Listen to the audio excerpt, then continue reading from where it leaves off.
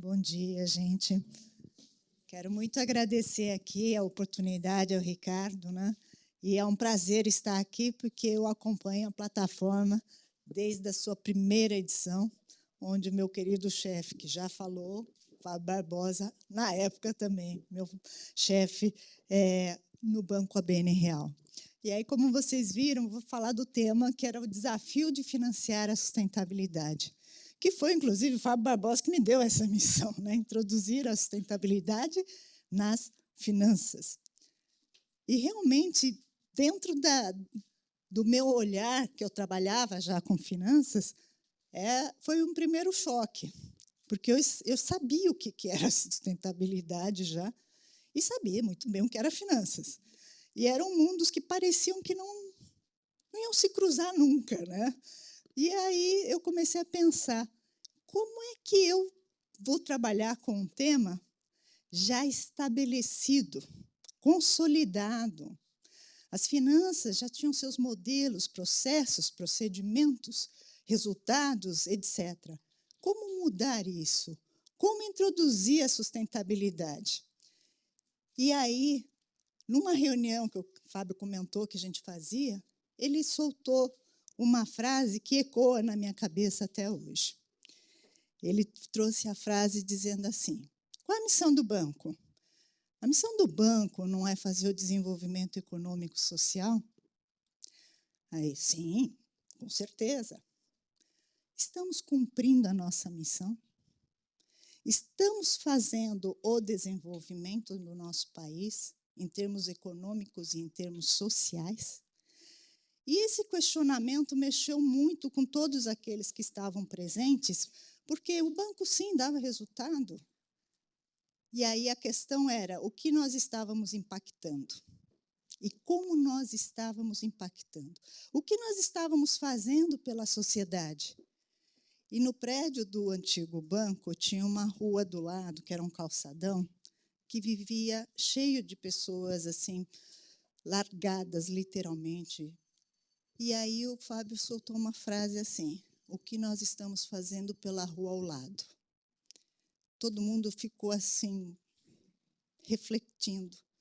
Nós estamos trabalhando aqui, fazendo financiamento, trazendo grandes projetos, e a gente não conseguiu mudar a rua ao lado? Aquilo que está ao nosso alcance? Então, houve uma modelagem naquele momento da organização como um todo, falando, nós vamos mudar a rua ao lado. E a rua ao lado se transformou num lindo calçadão, cheio de comércio, trazendo várias ONGs e fazendo um trabalho de inclusão social, valorização cultural, educação, etc. Infelizmente, depois que o ABN foi adquirido, né, o calçadão também sumiu. Mas as reflexões que a gente faz é justamente assim. O líder nos questiona. A gente reflete e aí a gente tem que raciocinar, sentir e agir. Porque o simples fato da gente compreender não significa que aquilo nos move para uma ação. E essa ação, ela precisa ser muito estruturada, pensada.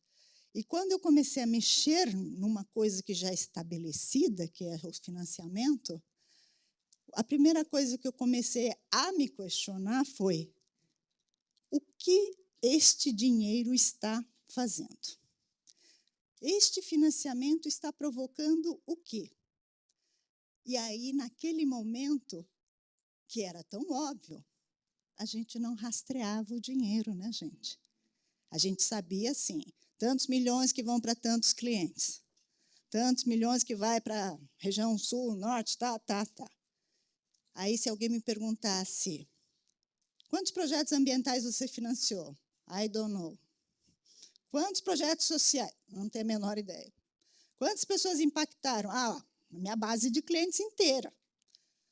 Mas aquilo não era uma resposta adequada para a gente provar que estava sendo feito o desenvolvimento.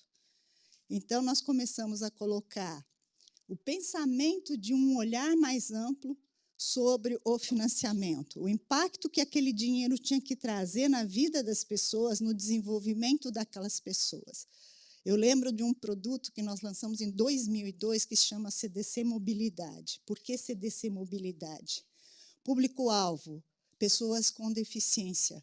Naquela época, 15% da população brasileira tinha um tipo de deficiência. E não existia financiamento para melhorar a vida daquelas pessoas. Nós lançamos o CDC Mobilidade para financiar um aparelho auditivo, que até hoje eu lembro o preço. Em 2002, custava R$8.000 você comprar um aparelho auditivo, que era parcelado em 3 vezes. Quem podia comprar? E aí nós mudamos todo o jogo. Fizemos um financiamento de 24 meses, trazendo o aparelho. E detalhe, pela legislação financeira, a gente só pode financiar para o CPF que vai tomar aquele recurso. Uma pessoa com deficiência nem sempre tem condições de tomar o financiamento. Aí eu fui bater na porta do Banco Central. Posso financiar para o tutor legal, para o responsável legal? Mas, linda, aí traz toda uma discussão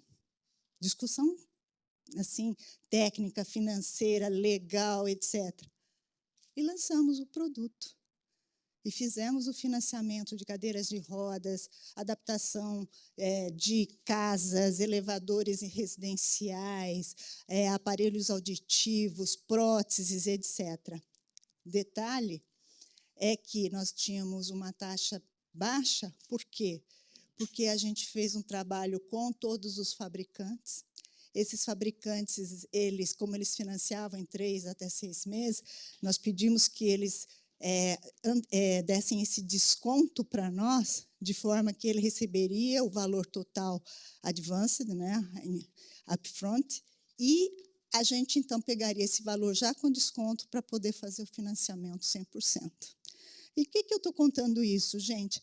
Porque o impacto que a gente estava fazendo não foi só a questão financeira. Um belo dia, o gerente de uma agência me liga e fala assim: tem um cliente aqui desesperado para falar com você.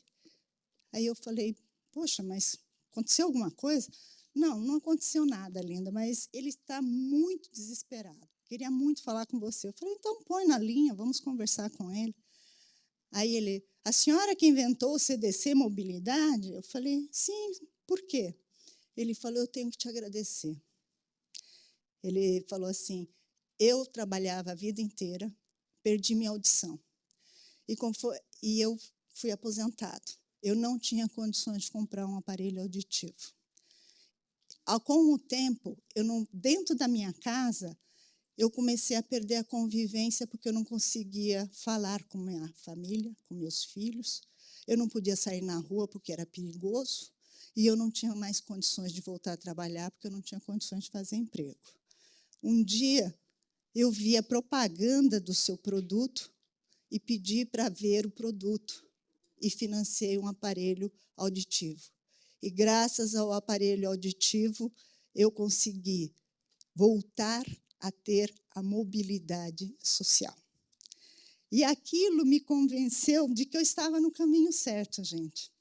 E que eu deveria, mais do que nunca, batalhar nos financiamentos para levar exatamente o que significa a terminologia de sustentabilidade. Transformar, mudar e não ter medo de fazer a coisa certa, como diz o meu ex-chefe, a coisa certa. Então, ele sempre nos trouxe. Eu estou aqui graças a líderes como o Fábio, então eu tenho uma gratidão no meu coração enorme pelo Fábio, pelo Ricardo e por todos os líderes que estão aqui, porque sem eles a gente não faria absolutamente nada. Eu não sei se o tempo já encerrou ali, mas eu gostaria muitíssimo de agradecer ao Ricardo, porque todos esses anos de luta que eu tenho feito e a resiliência que eu tenho feito tem, sim, trazido resultados.